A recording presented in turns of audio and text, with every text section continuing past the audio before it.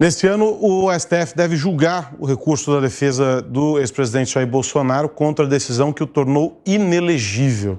Esse é um assunto para o André Anelli, já a postos nesse plantão, neste primeiro dia do ano. Anelli, bom dia para você. O ex-presidente será que recebe com alegria a notícia do relator do seu caso?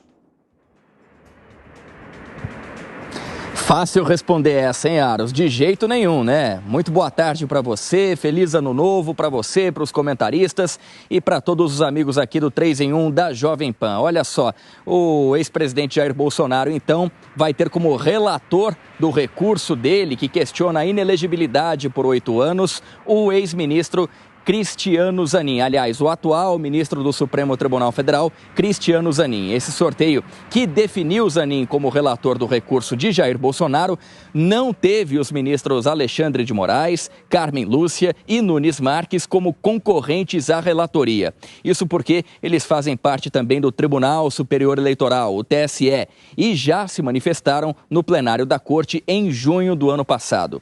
Naquela ocasião, Bolsonaro foi condenado à inelegibilidade de 8 anos por 5-2 no julgamento de uma representação do PDT por conta da reunião realizada com embaixadores do Palácio do Planalto em julho de 2022, pouco antes do início da disputa eleitoral para a presidência da República. Essa reunião aconteceu lá no Palácio da Alvorada, na verdade, na residência oficial do presidente da República. Esse encontro foi transmitido pela estatal TV Brasil e durante a apresentação, Bolsonaro levantou suspeitas sobre as urnas eletrônicas a partir de informações que já haviam sido desmentidas por órgãos oficiais. O PDT acusava o ex-presidente de abuso de poder político e de uso indevido dos meios de comunicação. A denúncia foi aceita e julgada como procedente e agora a alternativa da defesa de Bolsonaro é recorrer da decisão junto ao STF, o que já está sendo feito e agora, então, por sorteio, foi definido como relator desse processo, desse recurso, o ministro Cristiano Zanin. Lembrando que o ministro foi o primeiro indicado por Lula nesse atual mandato e é ex-advogado do presidente da República. Aros. Tá certo, Anelli, você volta daqui a pouco com mais informações aqui neste 3 em 1. Um abraço por aí.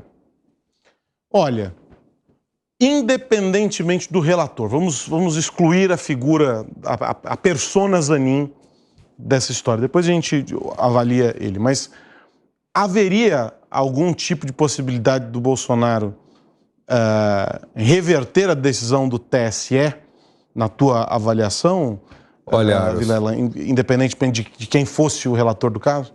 Olha, Aros, eu vejo que não, eu vejo que seria muito difícil, do ponto de vista institucional do Supremo Tribunal Federal, em reverter essa decisão.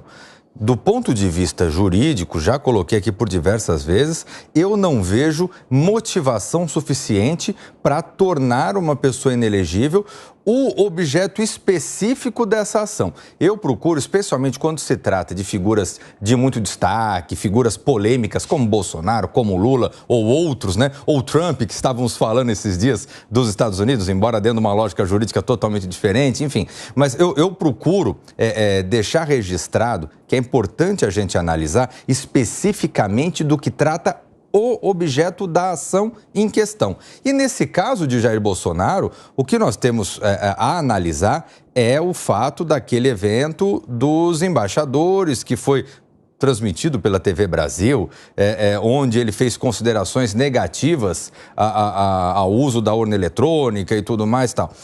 Honestamente, muito embora as manifestações de Bolsonaro naquele dia tenham sido horríveis, desagradáveis, inadequadas, mas não vejo elemento nenhum para ter potencialidade de influir no resultado eleitoral e aí com isso acabar gerando a justificativa para uma inelegibilidade. Então, eu honestamente gostaria que fosse revertido no Supremo Tribunal Federal, mas eu não vejo chance nenhuma. E aí, Piperno? Também não vejo chance nenhuma de que isso seja revertido. Eu acho que também já falei, já me manifestei muitas vezes a respeito desse episódio. Ele desacreditou o processo eleitoral do Brasil de uma forma absolutamente tacanha e ofensiva, né, também, né, para embaixadores de dezenas de países. Ele usou uma instalação do governo para fazer exatamente esse evento, que era um evento também político, que ele transformou em um evento de campanha, porque já aquilo, o fato dele estar desacreditando o sistema político era um elemento basilar na campanha dele. Né? Ele era alguém ofensivo em relação às urnas eletrônicas, ao processo eleitoral do Brasil. Então, aquilo não pode ser apartado do que era a plataforma de campanha do então candidato Bolsonaro, já em campanha naquele momento. Agora, ele tem mais 12, 13 ações pela frente, tem um monte de coisa está pingando lá no TSE, daqui a pouco ele vai ser julgado por outros processos.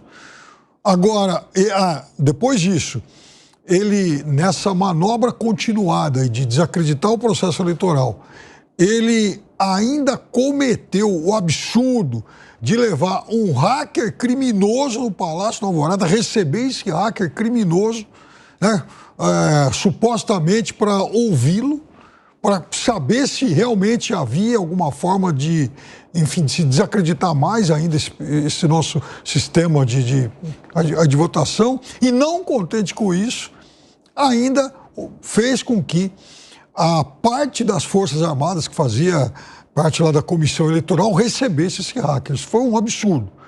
Agora, eu acho que, em relação ao doutor Zanin, ele já, inclusive, tomou algumas decisões que desagradaram, inclusive, muita gente da própria base do presidente da República, mas ele vai ser colocado sob suspeição, sob dúvida, ele vai receber olhares de dúvida toda vez que ele tiver que decidir a respeito de uma questão aí envolvendo o outro lado e até mesmo o governo.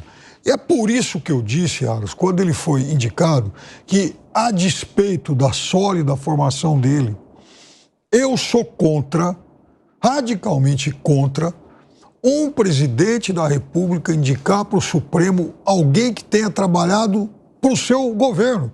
E isso tem sido um hábito do Brasil, desde Sarney, por exemplo, que indicou o Celso de Mello, que era integrante tinha um cargo no governo. O presidente Fernando Henrique Cardoso indicou o Gilmar Mendes, que tinha cargo no governo. O Temer, por exemplo, indicou Alexandre de Moraes, que tinha cargo no governo. O Lula fez isso lá atrás com o Toffoli. Então, todo mundo faz. E, para mim, está todo mundo errado. Tinha que haver uma restrição para impedir os presidentes da República de indicarem integrantes dos seus governos para o STF. E também tem uma questão aí nesse caso, que se diz assim, o Zanin, toda vez que houver uma situação parecida como essa, vai ter a atuação dele colocada. Como todos esses que você citou já tiveram no passado. O Bolsonaro com o André Mendonça, por exemplo. Isso cria essa relação, e isso não é exclusivo do Zanin e do Lula, da relação entre eles. Há um histórico em todos os casos. Aí depois, aquele que indicou deixa o governo, não é mais o governante de turno, essa relação muda. E a gente tem isso como um ciclo aqui regularmente. Agora, Aros, eu discordo aqui do que o Peperno colocou. Jura? No sentido, olha, e eu fui tão jeitoso hoje, falei bem do Haddad e tal. Eu achei que estava começando até estranho esse vocês dois concordando. O ano começou suave. 23 minutos de programa. Mas queria só fazer esse registro. O Peperno, eu discordo no seguinte sentido. Volto naquela questão. A gente tem que analisar o que ocorreu, o objeto da ação e a potencialidade para influenciar no resultado eleitoral. Eu sou um defensor do Tribunal Superior Eleitoral, advogo muito no Tribunal Superior Eleitoral, conheço muitos dos envolvidos, então posso dizer, sempre coloquei a idoneidade e tudo mais, urna eletrônica e tudo mais, sempre defendi. Agora, eu compreendo que haja manifestações contrárias e eu entendo que isso é, até certo ponto, democrático. Por exemplo, Leonel Brizola. Leonel Brizola passou anos a fio batendo e batendo nas urnas eletrônicas e nunca foi tornado inelegível por conta disso. Mesmo quando ele ocupou cargos de governador do estado, por exemplo, Roberto Requião foi, ao longo dos seus mandatos de senador, de governador, um crítico ferrenho da urna eletrônica. E não é por isso que ele se tornou inelegível por conta disso. O PDT, Partido Leonel Brizola, ele tinha nos seus princípios, até um pouco tempo atrás, essa questão de alteração do sistema de votação, de atuar para alterar o sistema de votação. Inclusive, tinha técnicos que faziam críticas ao formato do sistema de totalização através das urnas eletrônicas. Enfim, eu vejo que o direito de crítica, por mais que a gente discorde e por mais que a gente considere que esse evento com os embaixadores foi uma pataquada, mas, volto a dizer, eu não vejo e acho muito temerário no Brasil que um fato como esse acabe justificando a inelegibilidade de um ex-presidente da República. Mas há uma porção de outros processos contra ele. Não é só esse caso, mas né? Cada um é cada um. Veja, eu, como... Enfim, um brisolista. Um brisolista ali, ferrenho.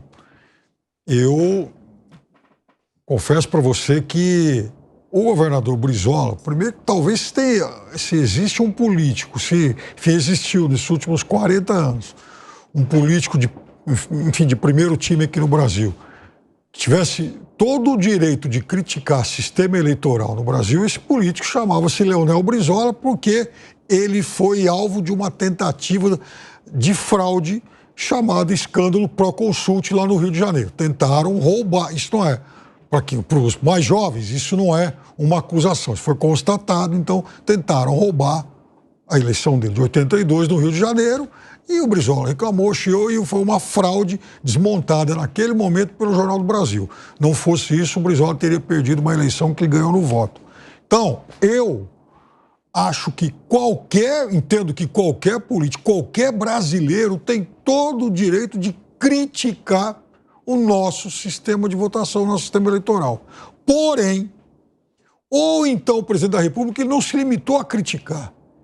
Ele disse categoricamente várias vezes que ele foi fraudado em 2018. Inclusive, eu já apontei isso aqui várias vezes. Aquele congresso conservador lá em 2022, mesmo o CEPAC, em Campinas, ele aparece num telão para falar: eu ganhei a eleição 18 no primeiro turno. Eu só não levei porque eles contrataram, porque aquilo foi fraudado. E aí, no segundo turno, eu ia perder, mas como eles não pagaram o hacker, eu ganhei. Ou seja, ele lançou, inclusive, a tese do calote no hacker. Ele falou isso. Não é invenção minha, ele falou isso.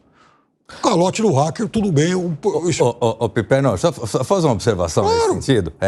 Eu me lembro, viu, Aros? Eu me lembro, há cerca de 20 anos atrás, quando o governador Brizola ainda era vivo, né, era presidente do PDT na época, tudo mais, e o PDT, num daqueles momentos de uma posição muito firme, algum projeto de lei, alguma coisa, contra a questão do voto eletrônico. Eu me lembro em Brasília, né, o PDT colocava ali um grupo dos seus técnicos, o PDT tinha muitos técnicos, né, que questionavam tal, e você andando pela Câmara dos Deputados, vinha os técnicos que recebia e eles montavam uma tendazinha onde aparecia ali um programa de um computador, naquela época ainda era até um computador grande, 20 anos atrás, você ia lá, apertava um número qualquer, 12, né, número do PDT, número 22, sei lá que número, e aparecia um número diferente. Eles diziam: olha, esse número, tá vendo como é fácil fraudar? O sistema eletrônico de votação, ele é uma fraude, não pode ser levado a sério e tudo mais. Eu coloco exatamente a mesma situação que foi feita por Bolsonaro. E eu digo, por mais que eu discorde das afirmações do Bolsonaro, mas eu vejo claramente que ele tem todo o direito de se manifestar. E não pode, e aí, só para eu concluir, porque eu acho que é importante a gente destacar o seguinte: a gente não pode eventualmente querer condenar uma pessoa, primeiro, sem uma lei que assim o defina previamente. Ninguém pode ser tornado inelegível porque fez uma coisa que eu não gosto. O sujeito tem que ser tornado inelegível porque feriu um artigo de lei que dizia que aquela conduta não poderia ser feita. E não existe nenhum artigo da legislação eleitoral que estabelece que não se pode questionar ou não se pode criticar o funcionamento das urnas eletrônicas. Então, eu não consigo ver elemento para ele ser tornado inelegível por isso. Bom, então vamos lá. Primeiro, Brizola morreu em 2004. Sim. Junho de 2004, se não me engano. Isso. O sistema do voto eletrônico, ele é de 1996. Sim. Então, o Brizola, na época, ele reclamava, desconfiava de uma criança de 8 anos. Passaram-se 18 até as acusações que o Bolsonaro fez. Agora, eu quero insistir nisso. O Bolsonaro, ele não fez crítica, ele mentiu. Ele foi canalha.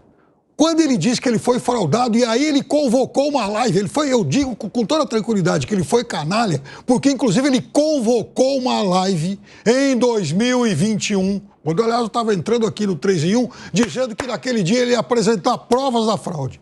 O país está esperando isso até hoje. Então aí ele não se limitou a criticar, ele mentiu, ele forjou uma mentira.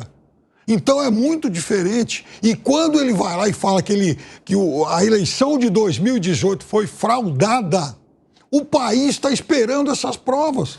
Cadê? Brizola nunca fez isso? Requião nunca fez isso? Uma coisa é atacar, uma coisa é criticar, outra coisa é falar...